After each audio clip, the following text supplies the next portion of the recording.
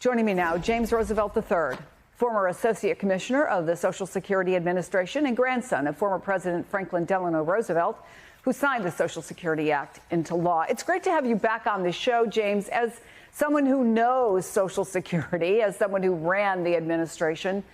How alarming is this report?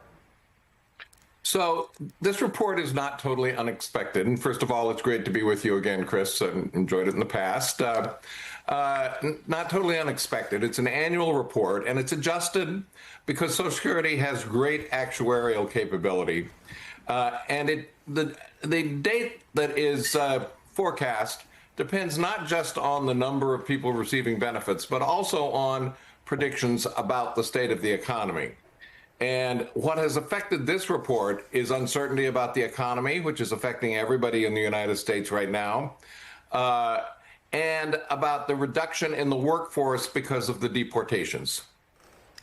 So on one side, and understanding that these are predictions based on knowledge, but nobody has a crystal ball, right?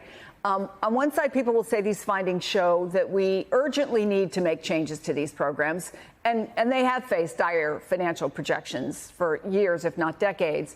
On the other side, I don't need to tell you this, any kind of change is politically very unpopular. So if Congress truly wants to protect these programs and wants to be proactive, what action should and can it take?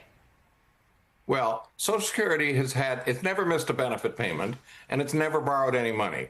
It's not allowed by law to borrow any money. It has had major adjustments about 8 times since it went into law in 1935, when my grandfather signed it on August 14th, so its 90th birthday is coming up. And when I was Associate Commissioner for Retirement Policy at Social Security, we were aware of all these models going forward, and we explored them thoroughly. So we knew that with changes in the economy, this could happen. And what happens historically is Congress acts when we're getting close to a crisis. That's just reality. And in 1983, we were getting close to a crisis. That's the last time there was a major adjustment in Social Security. And there was both an increase in Social Security taxes that came out of that compromise, and certain minor cuts in benefits were made also. That was done by a commission headed by a then little-known economist named Alan Greenspan, who reported to President Ronald Reagan and Speaker Tip O'Neill. And they worked together to come up with a compromise, projecting all the way to 2035, 2034, because they were taking into account the baby boom generation who had all been born by then. So let me ask you about something that you understand much better than I do. There are far fewer people paying into the system than there were, obviously, when the baby boom generation was largely, dominating the workforce. So that's one part of it.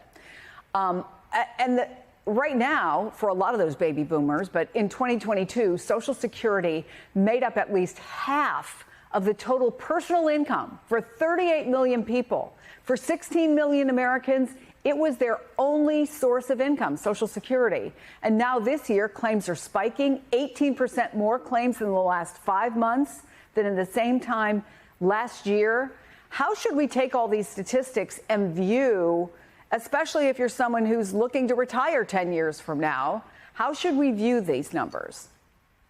So it's not so much that there are fewer people paying into the system as that there are more people claiming on the system.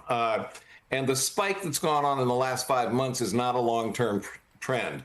Some people have gotten scared by the attacks on the administration of Social Security that Elon Musk and Doge and under President Trump have taken on in order to reduce the workforce, which was already very slim.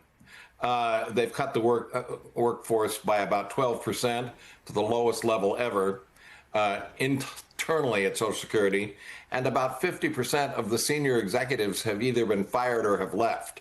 So some people are worried that they will have trouble claiming later on.